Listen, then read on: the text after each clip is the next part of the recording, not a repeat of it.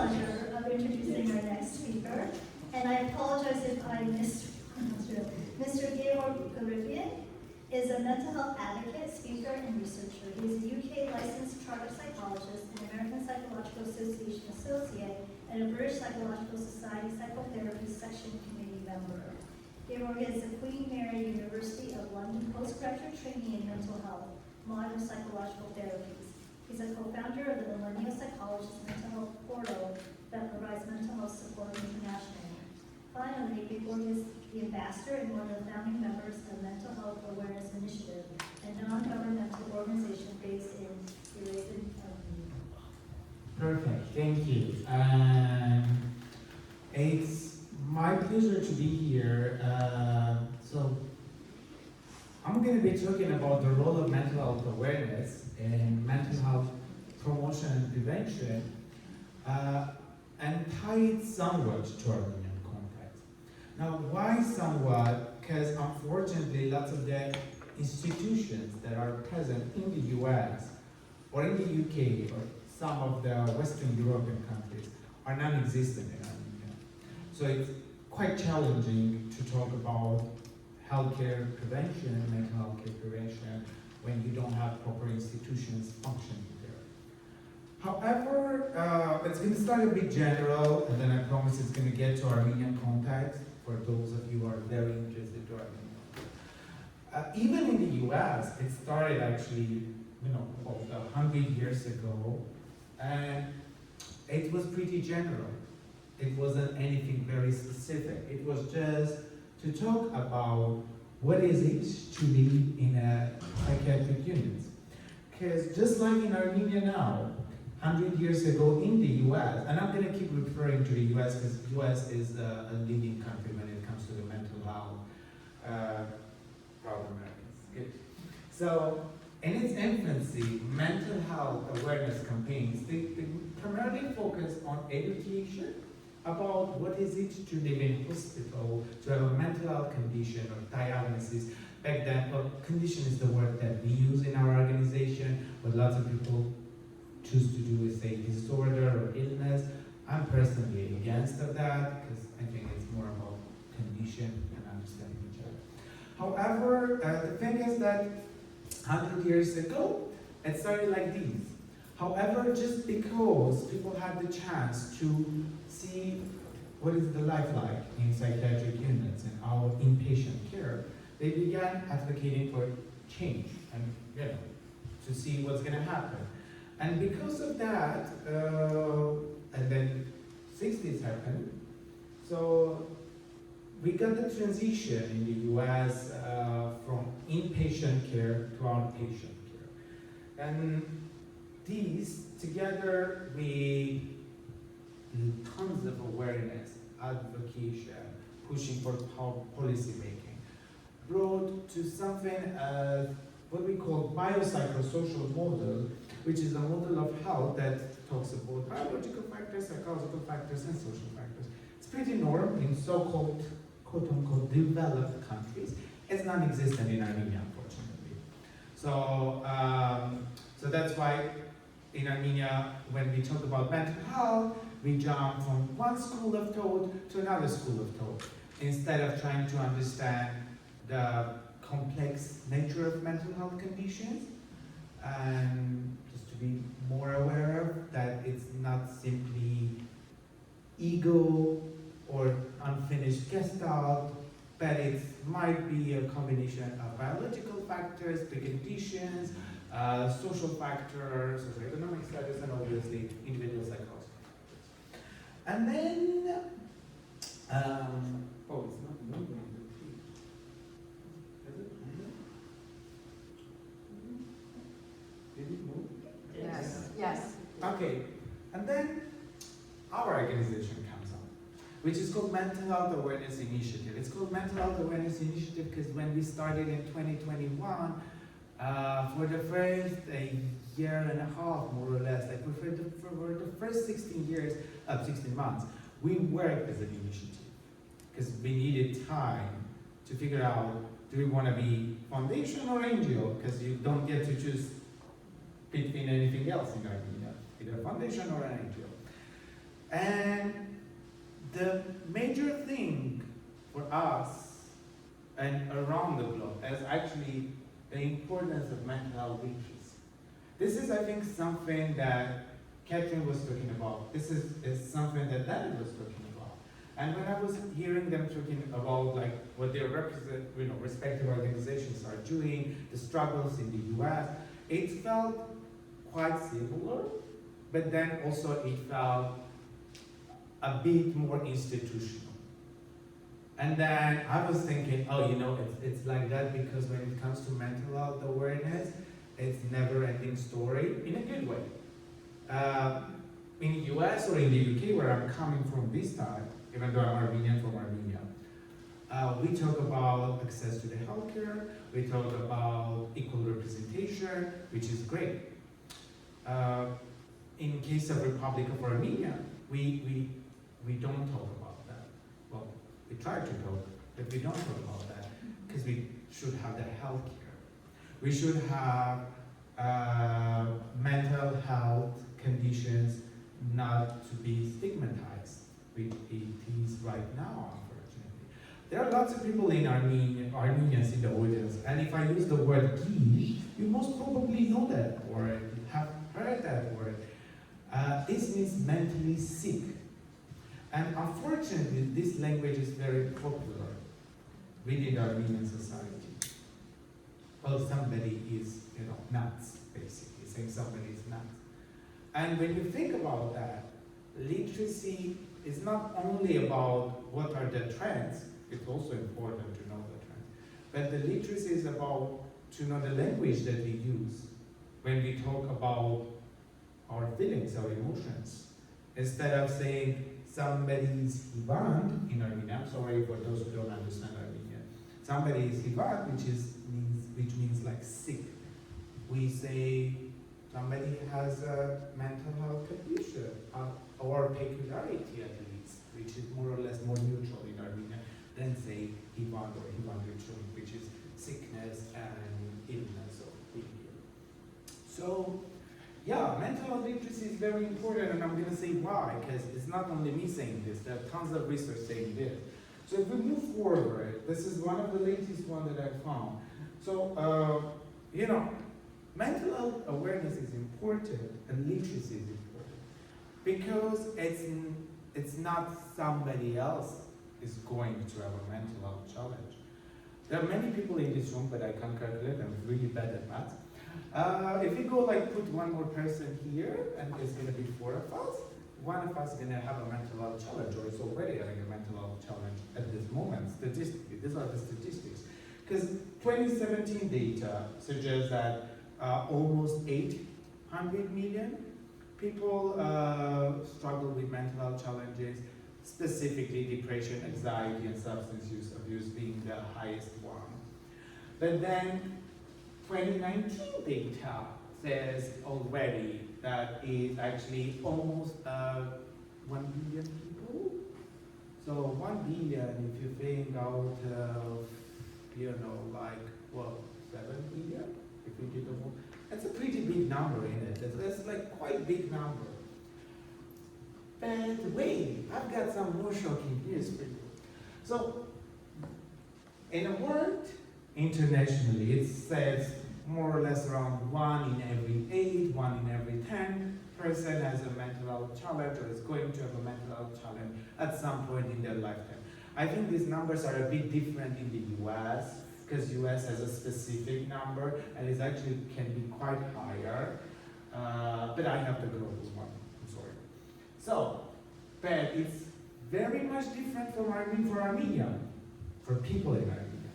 So, when it comes to Armenian context, there are lots of peculiarities we always begin to talk about. There's the Armenian genocide and the historical trauma that we carry. That is something that literally every Armenian sees an Armenian in somewhere else in the world. We go like, oh yeah, hi, you carry that too, right? Yeah, we understand. Or we say in Armenian, blood never goes it turns into the water, that if you actually critically challenge that, it's not about the blood, it's actually about the struggle and the trauma that we went through, our ancestors went through, And that's why when I was born in Armenia, like Republic of Armenia, Yerevan, and people in Dawood, some of them or most of them are predominantly from diaspora, we still can sit and talk for hours about the pain, the struggle, and the challenges or the peculiarities of being Armenian. Now, another peculiarity is obviously there's like lack of statistics. It's either due to Armenia being part of USSR, or then somewhat challenging governments previously.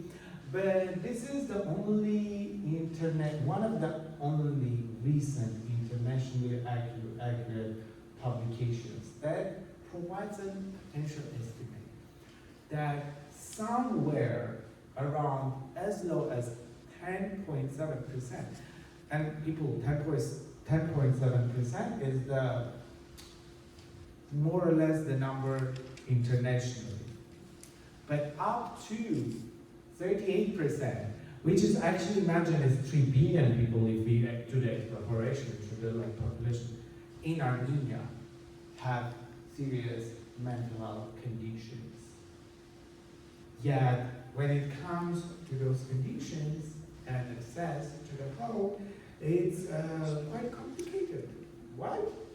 Because despite the availability of preventive treatment methods, because you have money, you can choose a method or a treatment to go to the good practitioner, and more or less increase of education, because internet brings lots of resources, there's still lack of access to the quality of care.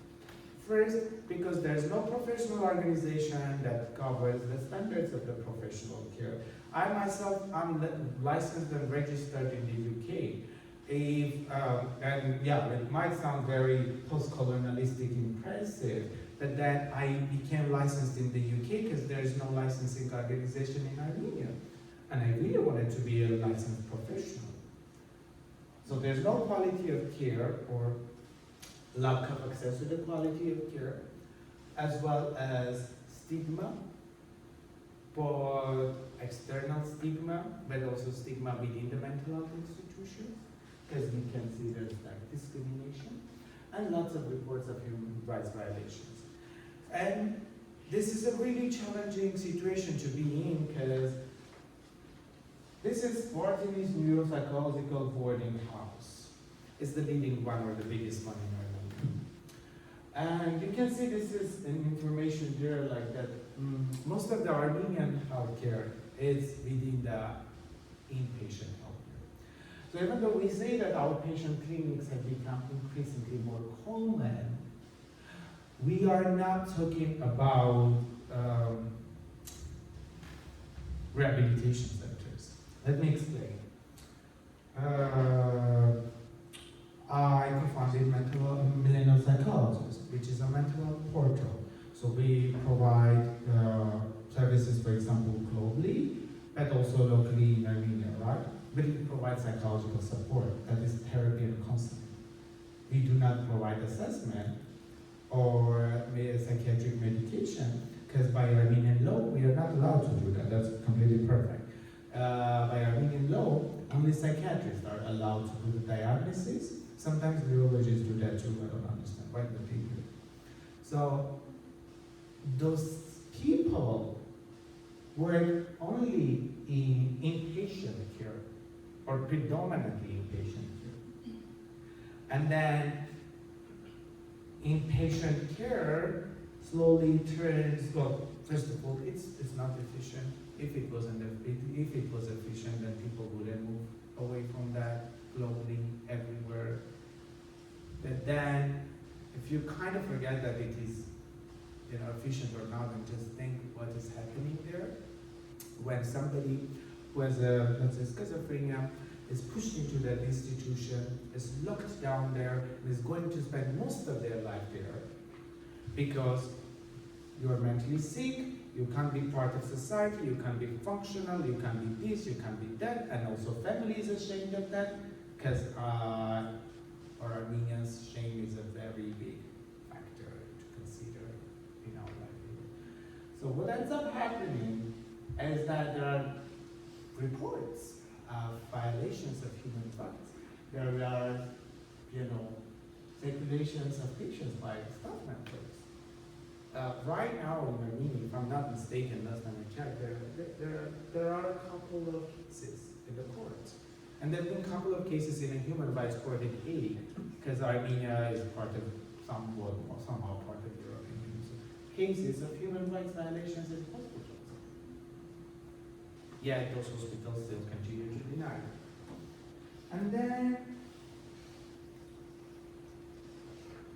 when we talk about the role of mental health awareness, mental health care prevention and promotion, we go like, okay, there are self-strategies. That's a really good thing. I mean, you can see very soon there are like references. If anybody needs a full reference list, please do feel free to approach me afterwards. I'm more than welcome to provide. Yeah. Because of the pouring rain, can you hold it really close? Okay, that was raining? Okay. So there are references, and if any of you needs the full list of references, I'm more than happy to provide them. So this is, for example, from Gevorg and studies. All of the studies here are actually peer-reviewed studies from decent publications such as Scopus or World Journal. So there's no great literature here. And for those who are in academia would understand what I'm talking about. I think Dana would understand too, because they do lots of quality research. So self-help strategies are a really important and amazing tool. It's like a tool that you can use, a method to help yourself to manage your mental health conditions. But then I have a question to the audience, and I want you to keep this question in your mind, and then you can ask this question back to me, or you can come and be like, oh, this is my answer.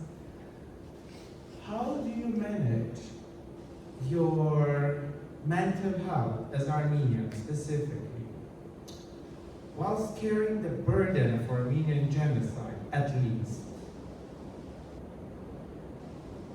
Yet living in a community where, okay, we talk about Armenian genocide, but we kind of fail more or less to talk about the psychological, mental health cost of Armenian genocide. So, kind of think about that. Wait, can you repeat the question? Yeah. Because I really want to know, and I really want to know. Yeah, so, see, there it says like that self-help strategies are really important, and I'm not arguing with that.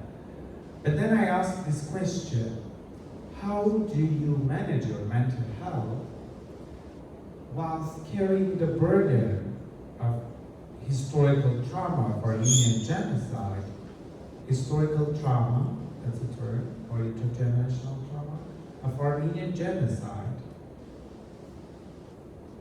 in a community, regardless where you are, where, okay, genocide is commemorated, but psychological or mental health cost of genocide is more or less silenced.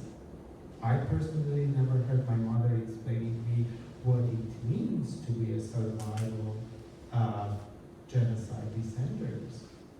So this is the question for everybody in the audience. Now let's move forward and talk a bit about mental health awareness initiative. So our objective is of promoting mental health to minimize negative mental health. And what we mean by negative mental health is basically to provide tools and resources to people struggling sometimes, or sometimes not, with different mental health challenges. So they have tools and a way to move around. So they don't need to go lock themselves in the institutions or just cut themselves from the society. But also, most importantly, they know when they go to a psychologist or psychiatrist what to expect and what to ask for as somebody who is paying for that service. And if they are not paying for that service, which is very rare in Armenia, only government-sponsored care is only available for the very, very severe cases. And we are talking like not mild or developing cases. We are talking somebody should have blown up schizophrenia for like 10 years to be able to be admitted for the governmental support. And then, even in that case, as much as that person or the caregiver is able to do, and to still have the ownership that it's my taxpayer money that went into that. It's my right that I should be provided with this healthcare. This is one of our objectives, but our story is pretty simple actually. We started in 2021 in May, and after 12 days of being initiated or funded, we organized the first of a type international hybrid panel discussion in Armenia with the theme Why Mental Health Awareness Matters. And this theme was there because it was May, and May is a Mental Health Awareness Month, and we were lucky enough that some of the presenters were able to come and join us on site, but some of them were able to join us online. Some of them were pretty serious folk. I'm talking about the head of APA International Portfolio folks. I'm talking like people who are there making decisions. So yeah, this is how we started actually. But we started like, if I go just on a personal level, because a year before that, or actually a couple of months before that, what happened in Armenia or in South Caucasus or in Azerbaijan or in Karabakh, call it the way you want it, military, full blown out military conflict happened. And it was pretty challenging times to maneuver around, to understand what's going on, because war is an ugly thing, I think, and everybody who experienced that can say the same, hopefully. So we realized that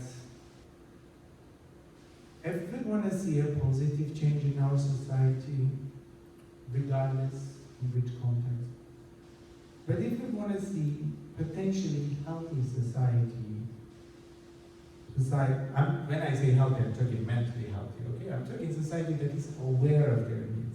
I'm talking about society that puts forward demands for their mental health needs.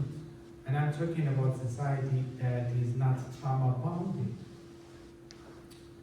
Then there should be social agents, which is an academic term representing any organization within our society as a social agent. So there should be social agents trying to push for that. And that's why, or that's when mental health awareness initiative was born, or how it was born. So we started then with a very important goal to make it clear that mental health encompasses more than the absence of ill health. Mental health is about living enjoyable, fulfilling life, where you're functional the way you want to be functional, not the way somebody, usually men, unfortunately, before said that you should be functional this way, otherwise you're like deviant or not normal. So yeah, this was like, or this is actually still a very important part of our work. And to achieve this, we have done a couple of very important things that before. So WHO says that World Health Organization, right? It says that it is crucial for multiple sectors of society to come together in a supportive manner, in an integrated manner, to encompass what is it, to talk about mental health, and to provide healthcare literacy, mental health care literacy, etc., especially in the relation to the suicide. So it is true, I don't argue with that. But then how do you do it when society is illiterate because of taboos, and government is simply overwhelmed because of challenges, and they always go like, oh, just like Catherine said, like, when somebody talked about economic hardship, so when government does it, well, how would you do when government does it? And it says, it's really hard. We have lots of stuff to deal with, so let's do something about this later. You try to do a couple of stuff. So one of the things we have done constantly is awareness campaigns on social media and on site. It's campaigns to integrate tools that are existing in an English language into Armenian society by culturally, properly adapting them to the realities. Because psycholinguistics really matter. If you bring something from British English or American English, it doesn't matter, or any Western language, and then you try to incorporate it into Armenian, a language that doesn't have he or she. Let's remember, our language has na, and people try to put ne, nobody accepted that. So then you're gonna bump into some roads. So if you want your tools to work, you have to do your homework and try to culturally incorporate the information you're still pushing forward. So we've done that. Luckily, you can find all that information on our social media, it's pretty much there. But also one thing that we've been working on is that we are on our way to establish in-house mental health counseling services to serve the needs of community. And as of yesterday, I was notified that our short number, which is going to come at the end, because I don't remember too, but our short number for nationwide emotional support line is already secured, and we're going to have it working in a couple of weeks' time. So one of the things that we work on, or we're working on, is establishing counseling services, in-house counseling services. And you might ask why it is important, blah, blah, blah. Well, it is important because what quite often happens when you have a society that is more or less politically and war-torn society, then you end up people who are not that kind enough to use the advantage of the turmoil and use the status quo situation or whatever to their own advantage. So you end up psychologists, an unfortunate truth for anybody who has been to a psychologist in Armenia, disclosing confidential information. You end up psychologists being friends with their patients, etc., etc. And that's why we emphasize in-house. Because for us, in-house means that every professional working is A, minimum vetted, B, is a professional that follows international guidelines and AP standards of an ethical code of conduct, minimum, if they are not member of any other properly registered organization. So that's why one of the things we try to do is to establish in-house services. And establish these services because when we talk, and it's not me actually, there's like lots of researchers. One example is Orley and Wilson from 1998, but like from 90s it's very common actually. When we talk about prevention of mental health disorders, we mean to do that by preventing behaviors that lead to adverse health outcomes. But in order to do that, you should have properly equipped specialists to do that. So otherwise, it's not gonna end up the ball gonna hit the ball and then come back. So yeah, that's what we have done so far. And another thing that I was very surprised to hear that you have it actually in Massachusetts Association, that we are working on establishing a mental health library in partnership with the American Psychological Association, so we can have access to PsychNet, in partnership soon with William James College, so we can have resources of the William James College Library, and there are a couple of other organizations that I just forgot, but we are working in establishing a mental health library, so that it's going to be open for both professionals, but also for people to come, access things that actually cost a lot of money to access to unless you have a license, and to understand, okay, what are the trends, what are the news? When my professor keeps using the word schizophrenic or bipolaric, those are Armenian terms, Is it okay for me to listen to that crap? Or should I be at least say that the person has bipolar 1 or bipolar 2? Because this is what the person has, rather they're not just like labels to move around. And I don't know why, but we love to put labels. So for mental health promotion to be successful, all parties should be engaged. And there are different ways to engage it. For us, this way is the self-awareness campaigns on social media, something we have done and something we continue to do. You see, when it comes to Armenia and Armenian context, and I think, my colleagues would agree probably with me, you people are Armenians who would resonate more or less. We carry something which is scientifically is called historical trauma, or intergenerational trauma, or ancestral trauma. Now, the other day I was here, the day I arrived actually, I was invited to a focus group. Some people are organizing the focus group are here actually. And I can't disclose, because there's a confidential information, or confidentiality, that somebody said that, and I'm saying it too, like that it's like, resilience is very important for us. Now, why resilience is so important for us? I mean, we are resilient. We want to think that we are resilient. But why? Because unfortunately, 100 years ago, we were systematically massacred. Actually, more than 100 years ago. It's just genocide was the culmination of everything happened to our region. But then, the problem is not the genocide. Don't get me wrong. Genocide is an atrocious thing. It's a trauma that epigenetically embeds, no, the word incorrectly, yeah, embeds itself into your skin. So it's a horrible thing. But then, when you don't educate your children, because you never taught that you should be educated on that too, that unless you find the healing, it's gonna always come hunting you somewhere there.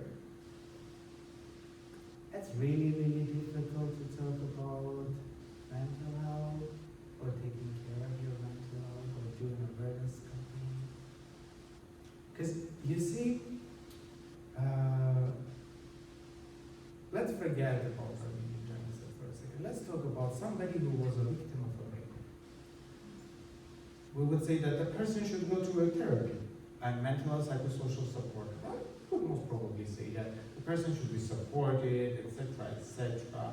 And then everything should be done to accommodate post-traumatic growth if there was PTSD or a case of complex PTSD. Because the word trauma, psychologically speaking, is about nothing and a level of diagnosis, it's only PTSD. Okay, totally agree. Now let's think and just ask ourselves, okay, what if our community actually on a societal level has a PTSD? Because we have gone through like a genocide. And it's okay to have PTSD as a society.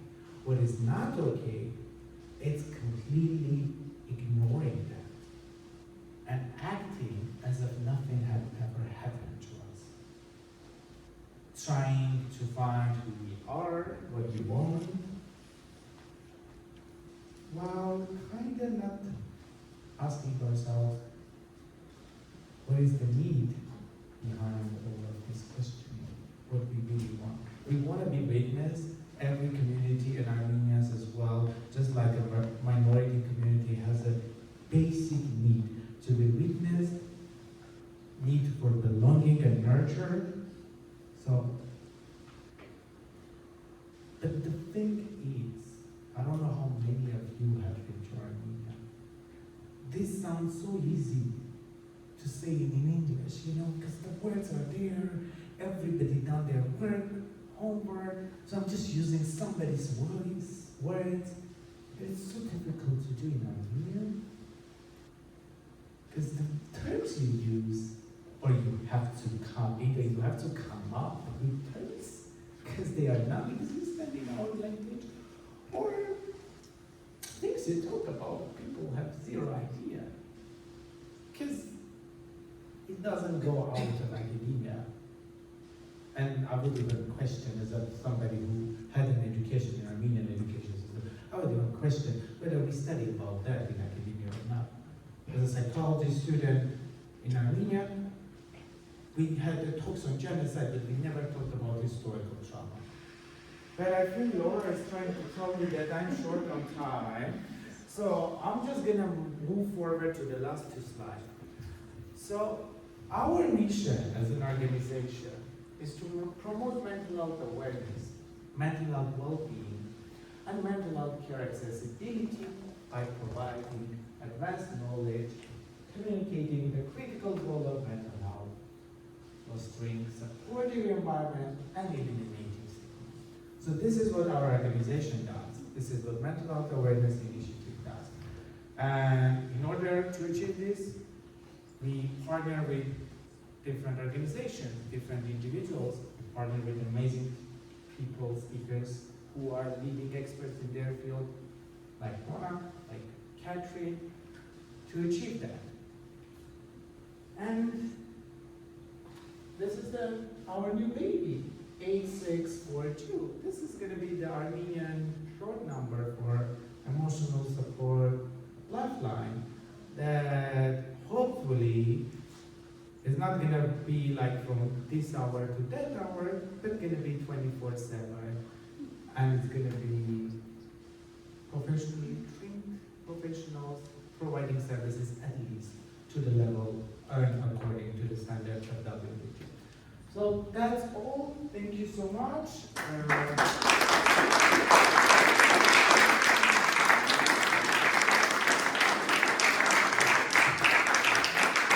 That's actually another two co-founders. That's me, there's the other co-founder and another co-founder. Some of them are on call actually waiting now. So yeah, I'm going to be taking questions. How much time do we have? Ooh, okay. Maybe one or two questions, and then.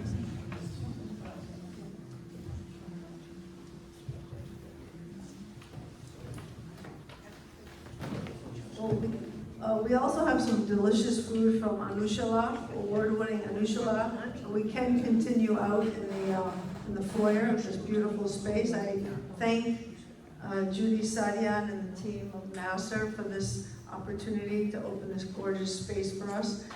My question is,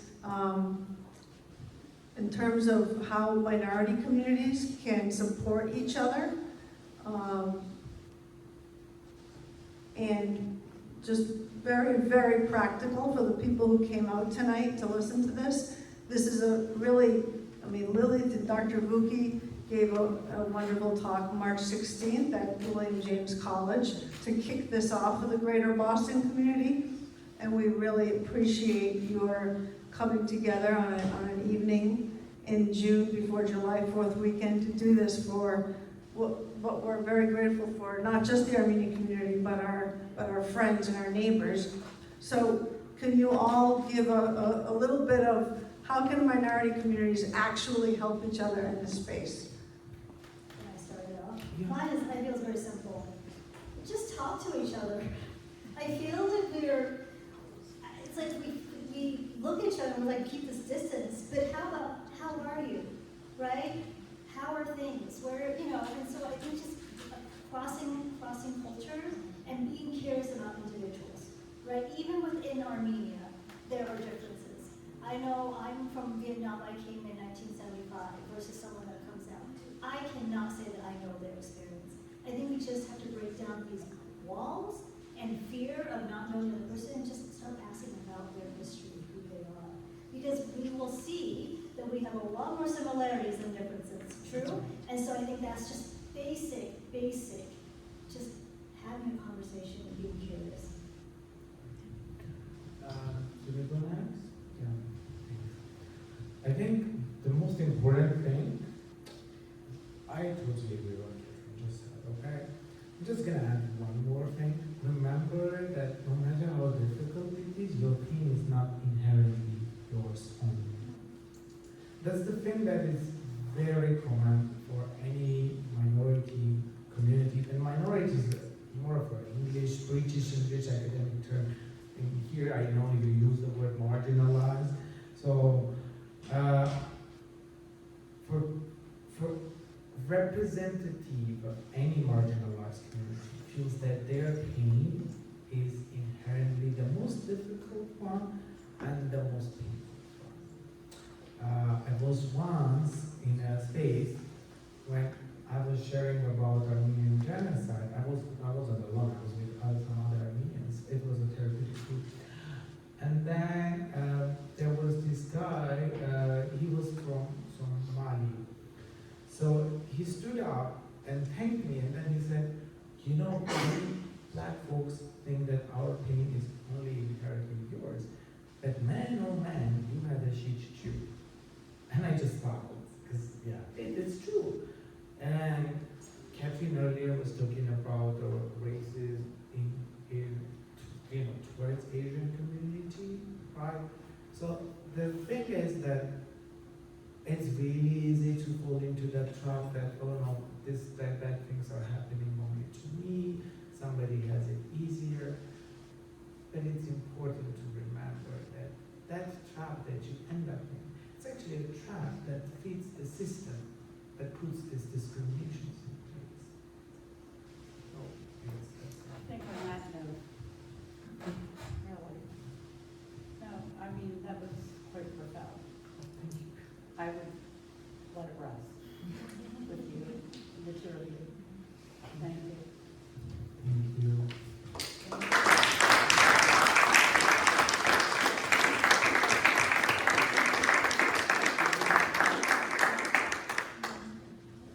Gevorg, do you have any last words? Yeah. Welcome everyone to enjoy Anushala's food and continue the conversation while Yeah. stretching. So I want to thank everybody for coming today, and I want to actually specifically thank to some of our donors and sponsors that are here today, because only because of their continuous effort to support mental health awareness initiative, this event was possible. So if you just like that are interested in supporting us, please come to speak to me or Laura, or just simply go to our website and you will learn about the ways you can support us in our organization. Thank you so much. Now to the food and